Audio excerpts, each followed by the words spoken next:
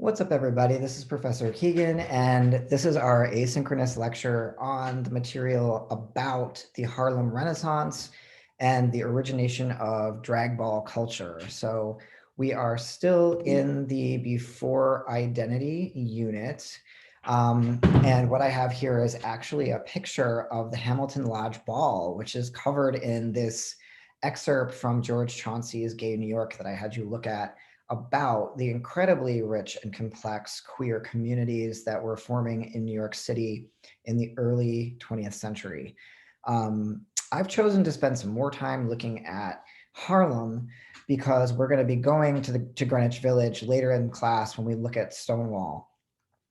So I think it's important to kind of always have in your mind Harlem as kind of a backdrop for a very different kind of queer culture than the queer culture of kind of the bohemian white gay village, which we'll also be talking about later in class. This is an example of the really elaborate types of social events that were being put on in Harlem in the 19-teens, 20s, and 30s. And you should have read a bit about the very kind of elaborate queer culture that grew up in this period. I mentioned last class that, it wasn't all just eugenics and oppression. People were also seeking to find ways to be in community with one another despite and in the face of those conditions.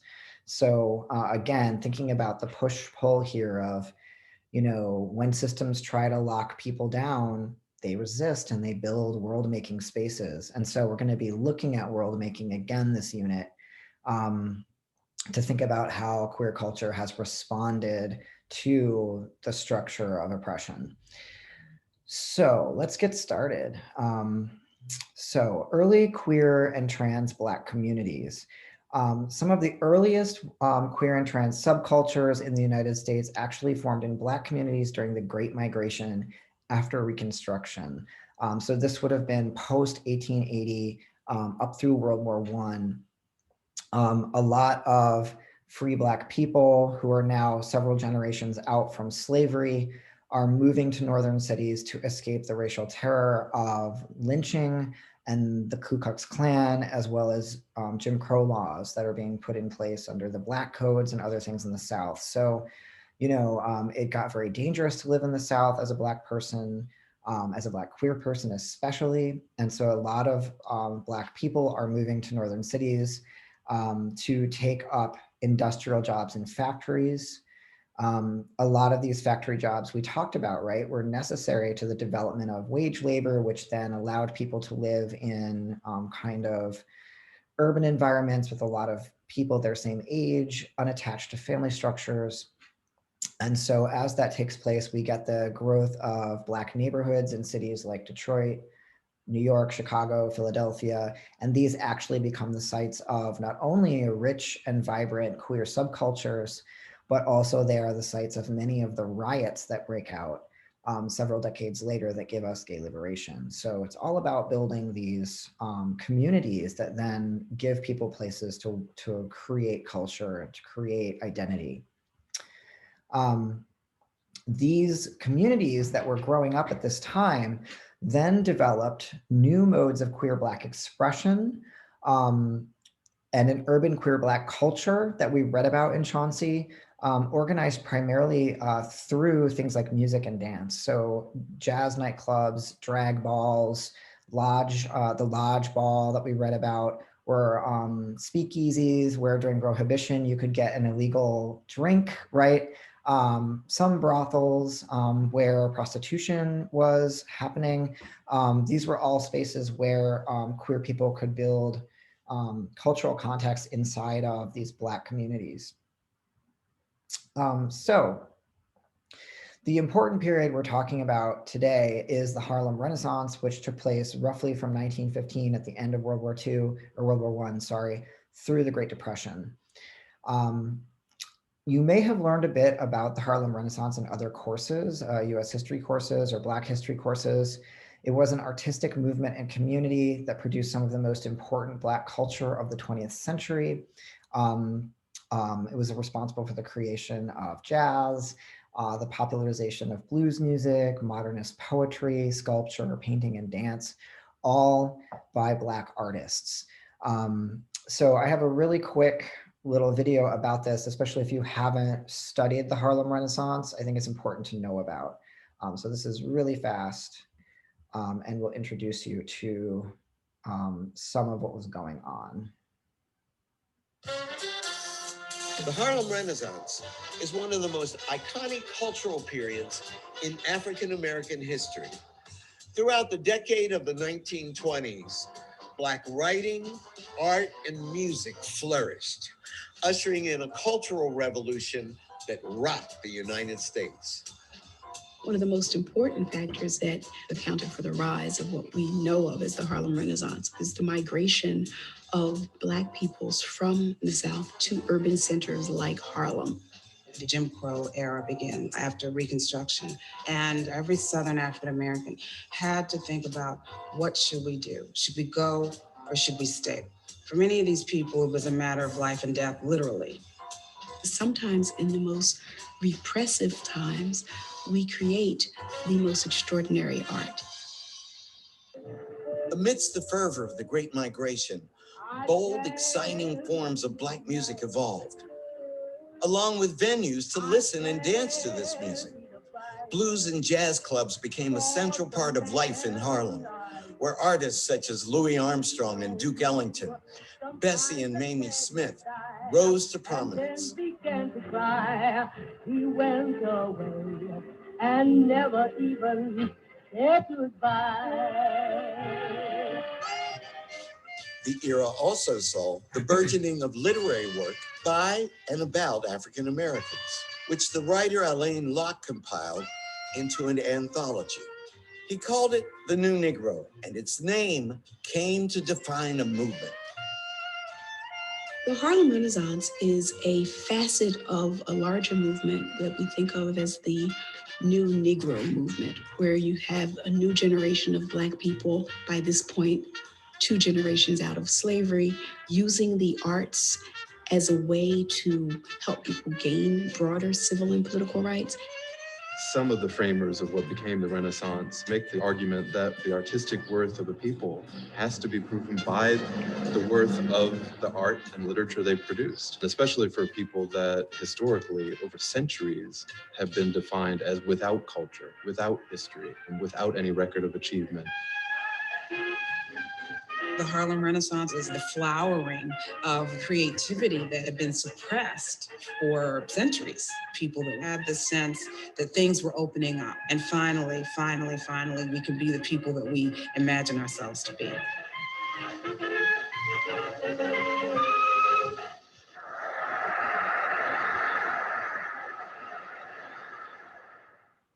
Okay, so that was the Harlem Renaissance in 2 minutes, which is definitely not enough time to cover the amazing richness of that movement. But one thing you might not know, even if you have been taught about the Harlem Renaissance, is that many of its luminaries were queer. So many of the people mentioned in that video, actually, Bessie Smith, Claude McKay, Countee Cullen, Langston Hughes, were queer Black people, along with Ma Rainey, Alice Dunbar Nelson, Angela Wild Grimke, Bruce Nugent, right?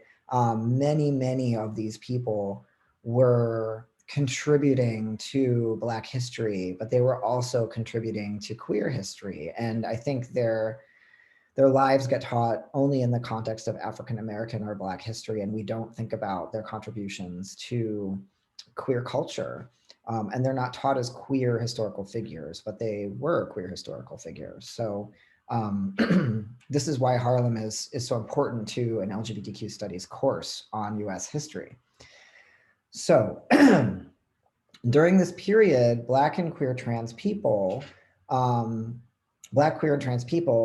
formed distinct cultural practices that melded older African traditions brought from Africa and sustained through slavery with these modern forms of jazz and the blues and modernism, and we're creating these practices as a way of resisting both white supremacy as well as homophobia in both the Black and white communities. And one of the ways this happens is through the tradition of social dance. So we talked about the Hamilton Lodge Ball. We're going to talk about ball culture in the upcoming days of this course, but it's important to understand that ball culture is itself part of a larger tradition of Black social dance, stretching all the way back to Africa. And melded with Black cultural production in the US context. So things like jazz, modernism, the blues, things like that. So I have a really quick video on social dance and its important to African-American culture and community that might give you some context for why drag balls were so important in this as part of this tradition. This is the bop. The bop is a type of social dance. Dance is a language, and social dance is an expression that emerges from a community. A social dance isn't choreographed by any one person. It can't be traced to any one moment. Each dance has steps that everyone can agree on, but it's about the individual and their creative identity. Because of that, social dances bubble up, they change, and they spread like wildfire. They are as old as our remembered history. In African American social dances, we see over 200 years of how African and African American traditions influenced our history. The present always contains the past, and the past shapes who we are and who we will be. The Juba dance was born from enslaved Africans' experience on the plantation. Brought to the Americas stripped of a common spoken language, this dance was a way for enslaved Africans to remember where they're from. It may have looked something like this.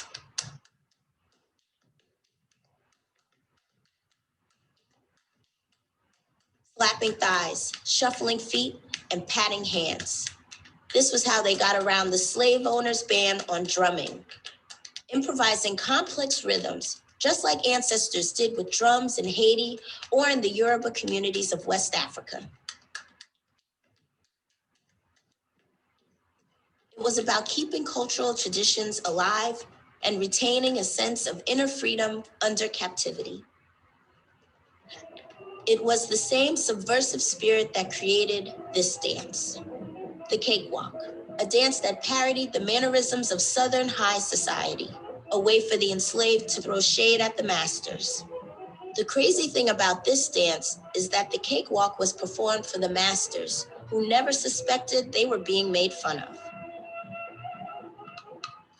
Now you might recognize this one. 1920s, the Charleston.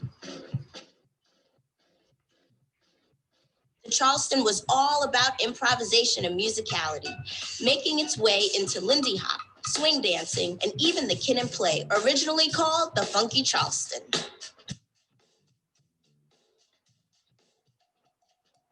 Started by a tight-knit Black community near Charleston, South Carolina, the Charleston permeated dance halls where young women suddenly had the freedom to kick their heels and move their legs.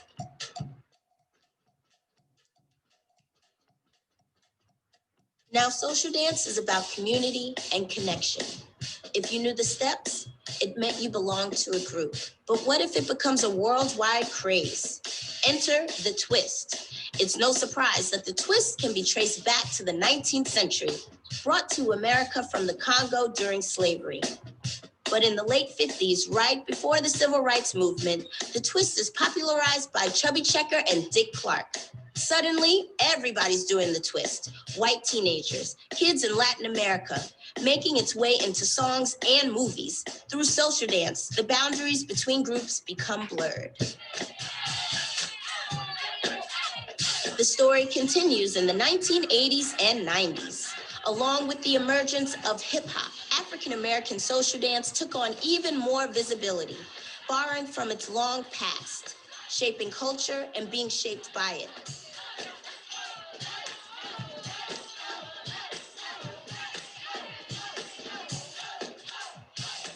Today, these dances continue to evolve, grow, and spread. Why do we dance? To move, to let loose, to express. Why do we dance together? To heal, to remember, to say, we speak a common language. We exist and we are free. We made USAA insurance for Okay, veterans sorry about like that ad Mark. creeping When in. his wife retired, they So we can see there how social dance grows out of social context, right? And it also exists in African American culture, particularly to retain a sense of freedom under oppression, but also the to articulate the way in which there is space for diversity within the cultural space of Blackness, right?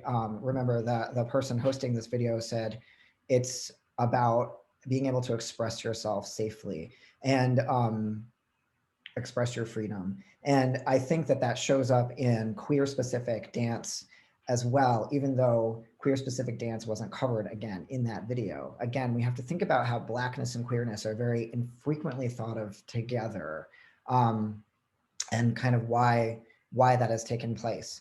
So the beginnings of drag ball culture are dated to the Harlem Renaissance. We're going to be studying ballroom as a world-making form. So we'll be looking at more examples, but the important thing to understand is that Harlem provided the cultural environment and the Black owned and managed spaces particularly necessary for ball culture to develop. It was not until we got urban communities of Black people who owned property and could put on a ball within the context of Black culture. This is also true for gay bars. Like we didn't get Black owned gay bars until the like 20s, 30s, 40s, basically this period of time with like the Great Migration. Drag ball culture, which we're going to be looking at, these huge balls where people would dress up and perform in different categories, quickly spread to other cities with large Black populations like Chicago, Detroit, and Philadelphia. We've already looked at a little insert from Stryker's Transgender History about ball culture, but we're going to be digging further in. Ball culture reflects the non-binary systems of sex and gender identification that are still in use in Black, queer, and trans communities. So when we look at how the performance categories are organized, they're organized to reflect gender diversity within the Black community. And also they don't enforce like cisgender understandings of gender. Remember, those cisgender understandings are the product of that colonial gender model we've studied. So this is a different understanding of gender complexity coming to us from Black traditions. So those walking categories reflect like gender identities that are specific to Black culture. These identifications or categories that people walk are rooted in African tradition and do not enforce the same binary sex and gender system that we see in white culture. So for example, when we look at, this is from a book on ball culture in Detroit. And what we see is spaces for not only gay men who are cisgender in drag, but also trans women who want to perform as women, right? So butch queens and femme queens both have their own category. They're not lumped into male and female categories. Then there are also butch queens in drag, which are gay men that do drag but are not transitioning, right? There's a whole category just for like female biology, right? So you say like feminine people who are women identified and assigned female. Then we have butches, sometimes referred to as male illusionists, right? So we have masculine lesbians, but also any kind of male or male passing female assigned person. So trans men may also perform in this category. Then there's just men who are straight men because butch queens are gay men. And then there's just like anybody we haven't covered here, right? So you see how complex the system is, and it's based off of, it reflects the actual distribution of identities in the community. It's not imposing a model on people. So basic drag ball performance categories can also include more specific types of performance within these categories, such as the banji or street or rough appearance, the Amazon or tall person, regardless of gender, big boy or luscious for full-figured people, regardless of gender, and also a category called ova, which is for hyperfeminine or hypermasculine people. And then we're going to be watching a documentary called Kiki, and Kiki is a youth category under the Vogue performance category. And so Vogue is a type of dance actually invented by drag ball performers in the 1980s and then popularized by Madonna. So I want to show you a little bit about what they have to say about voguing and how it developed and what use it serves in the community. Voguing came from shade because it was a dance that two people did because they didn't like each other. Instead of fighting, you would dance it out on the dance floor, and whoever did the better moves was throwing the best shade, basically. No touching, neither one of you. If you touch, I'm chopping you. I'm telling you right now. You could take the pantomime form of the Vogue. This is what generally sometimes I do, is I make my hand into a form like a compact or makeup kit, and I'm like beating my face with blush, shadows, or whatever to the music. Then usually I'll turn the compact around to face that person, meaning like almost like my hand is a mirror for them to get a look. Then I'll start doing their face because what they have on their face right now needs a dramatic makeup job. So voguing is like a safe form of throwing shade. Paris, 2, 3, work. Paris, 2, 3, work. What right is with you? Don't knock off this Paris.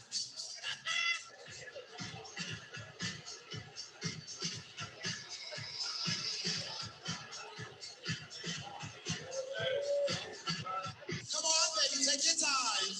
Bring it to the judges. Judges, get into the form and the style. Word. Let's hear it for her, The name was taken from the magazine Vogue because some of the movements of the dance are also the same as the poses inside the magazine. The name is a statement in itself. I mean, you really wouldn't go to a ball to do the Mademoiselle. No way.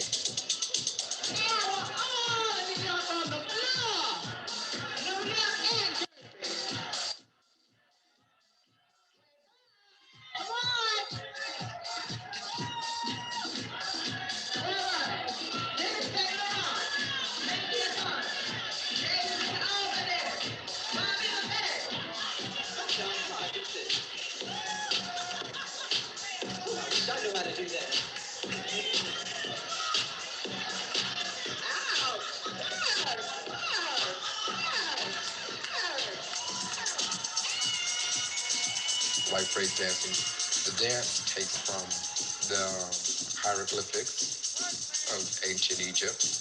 It also takes some forms of gymnastics. They both strive for perfect lines in the body, awkward positions, but it goes one step further. It's starting to make a name for itself, but I want it to be known worldwide, and I want to be on top of it when it hits. I want to take voguing not to just Paris is burning, but I want to take it to the real Paris and make the real Paris burn. That's what I want to do, and not just there, but to other countries as well. My house name is Ninja, and I would really like to take my whole house and go to Japan and really let loose and do it and have them accept it there. I want to be a big star.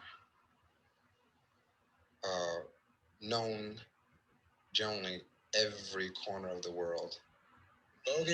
Okay, so that's just a very quick clip from a very famous film called Paris is Burning that covers the ball community in Harlem in the 1980s, kind of right as the AIDS crisis was beginning. And so what I want you to be thinking about here is kind of like we start in Harlem in the 19 teens and we go all the way to the contemporary period, thinking about the continuity of community and the passing down of social dance as a queer form, where we see when you watch Kiki for the next class, we see there are still kids inventing new kinds of voguing, new kinds of ball culture. in the same place where people were inventing these forms a century ago. So I want you to be thinking about how this passes generationally within queer culture and the work it does for people. Willie Ninja, who was the father of or mother of the House of Ninja, right? These ball houses where kids live together under a parental figure, kind of like in a queer family structure. He says that voguing developed as a way of resolving conflicts within the community. That voguing, right, that very choppy kind of dance we just saw, was a way of dancing out your conflict. And so you, instead of harming somebody or getting into a physical fight, you could actually turn it into a dance, and you could aestheticize something that might have actually kind of harmed somebody else if it had been carried out physically through conflict. So these dances have functions, and I want you to be thinking about that. Next class, we're going to be talking about drag ball culture. I'm going to have you watch Kiki for your homework. And then in class, we'll be talking about drag ball culture as a world-making form. So again, some questions to think about. How does ball culture address the violence of white supremacy and the control of Black people's bodies? Thinking about, all the way back to, Jim Crow and racial segregation, and how people were coping with that system by creating their own communities, all the way to kind of the current period. How does ball culture fulfill the qualities of a world-making cultural form? Remember that we had these 4 qualities from, the Berlant and Warner. I got pulled away from my screen.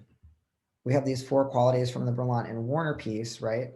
About desiring and imagining another kind of world, producing relationships outside of normative models, this shared history of criminalization, and the elaboration of a public world of belonging and transformation. So we'll be talking about those qualities in class. And if you're lucky, I'll get us access to the first episode of Pose, which we'll also be hopefully watching as a group. So we'll have hopefully a rich conversation about all this material. So I will stop it there, and I look forward to talking to you next class.